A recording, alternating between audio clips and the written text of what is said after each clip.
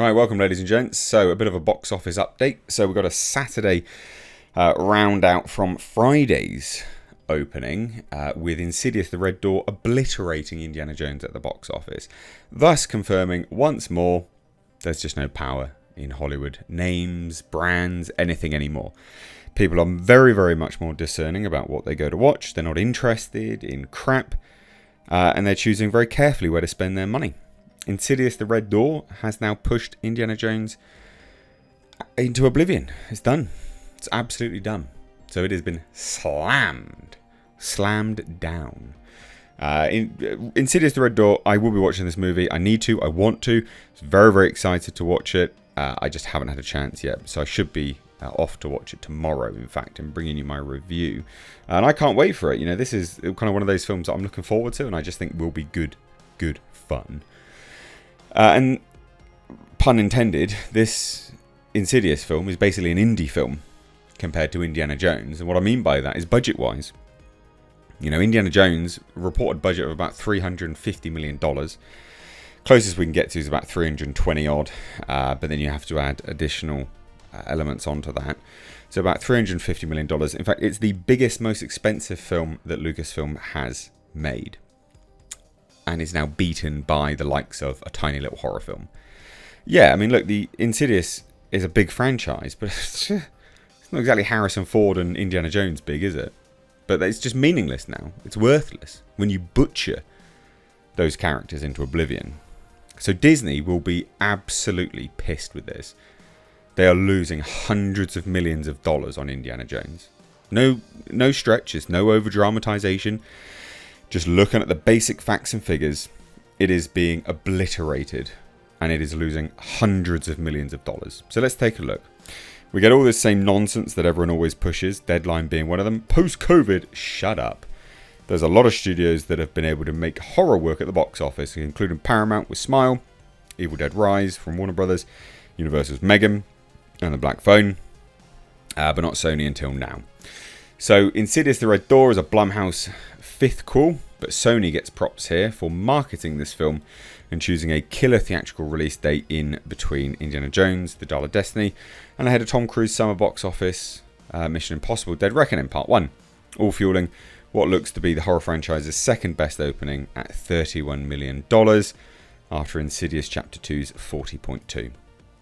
Bloody good opener. Again, has pushed Indiana Jones out of the top spot. It's obliterated. It's done. Now, this will entomb Indiana Jones in the second place in its second weekend. I mean, that is absolutely hilarious. Indiana Jones' second weekend only hitting $25 to $28 million. That is woeful. That is panic stations at Lucasfilm. Again, it's no stretch. It's not over dramatization. People will be losing their jobs massively over this. Mangold's Star Wars movie, I highly doubt that's going to happen. $25 to $28 million in its second week. Indiana Jones is guaranteed to lose at the very least $200 million at the box office. Lose $200 million at the box office. And again, I always ask this whenever these things come up, but why isn't Kathleen Kennedy fired by now? So the Insidious franchise is as alive as other long-running horror franchises. Saw 5 and The Fifth Scream, putting up 30 million starts. Many are accounting for the front-loaded nature of Red Door, with at least a 30% decline today of Friday's 15.22, which includes 5 million in previews. Now, the thing is about these horror films have always traditionally done well at the box office because they're made for peanuts. Their budgets are tiny. They're made for absolutely nothing. And as such, they don't need to make copious amounts of money at the box office. Nothing compared to Indiana Jones. Nothing at all. Just for instance, right? Insidious, The Red Door had a budget of $16 million. That's its production budget, $16 million. Indiana Jones and the Dial of Dysentery, the Dial of Decrepity, $300+ million. So you compare the two and you go, I'm an investor, I'm a producer, where am I putting my money? I'm putting my money in horror. I'm putting my money in horror because they make money, because they don't cost much, and they're engaging. People want to watch them. In its opening weekend domestically alone, if it does the projected $31 million opening, this is almost at the break-even point straight away. Straight away. So for Blumhouse, The Red Door is their 16th title to open at number 1.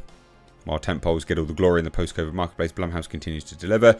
Why is this the first time that Sony has handled an Insidious movie? Well, why?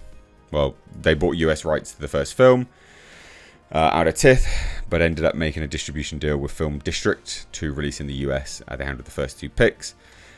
This isn't that interesting, basically. But Universal, etc., etc. Now Sony's back with it. That's basically it. Sony now has the sort of go behind on this, and they're killing it. They're absolutely killing it. You know, these films do traditionally well. Relish Mix says that social media chatter on Red Door was indeed upbeat, striking power chords in the horror community with long-time franchise fans who are packed and ready for a return. People just like horrors. Horrors always make money. Generally speaking, they always do okay. They're always a safe bet when it comes to a gamble.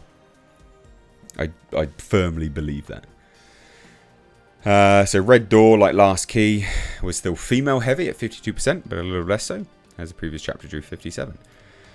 The Insidious audience got a little older. 51% were under 25 versus 68% on last chapter. Nonetheless, the tried and true 18 to 34 devoted moviegoing was all watching it. Red Door played strong in the South, Central and West, blah, blah, blah, blah, blah. None of this is that interesting. But basically, it's doing well. It's absolutely killed Indiana Jones and the Dial of Destiny's chances of making any money. Any money. And then you've still got all these knobs coming out about Sound of Freedom, calling it a right wing, saying there's like right wing stuff. Bizarrely. I don't understand why people want to sort of, you know, skew this and make it look like it's some kind of right wing thing, you know. But in stoking red state moviegoers, which Hollywood doesn't do often enough, leaving money on the table. I mean, that's finally they're making some kind of statement.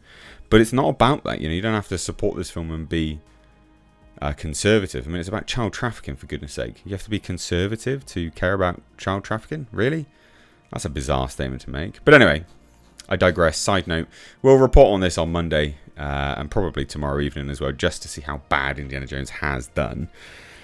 And how good Insidious has done, because I'm sure, like me, there'll be many people that will be going to watch it on a Sunday as well, meaning it will make pretty significant bank on Sunday. I don't think it's going to drop that much. I think worldwide, you're looking at a solid opening. Solid opening. So, yeah, fire Kathleen Kennedy now.